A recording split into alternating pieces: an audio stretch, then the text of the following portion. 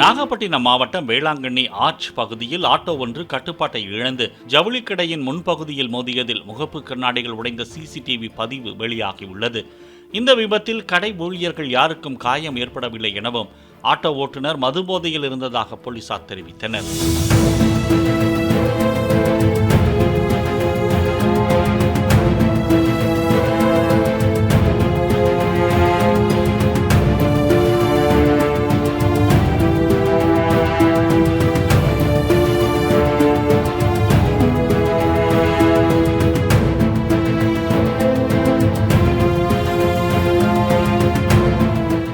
Play store மற்றும் app ஸ்டோரில் இருந்து பாலிமர் செயலியை QR கோடு மூலம் பதிவிறக்கம் செய்யுங்கள்.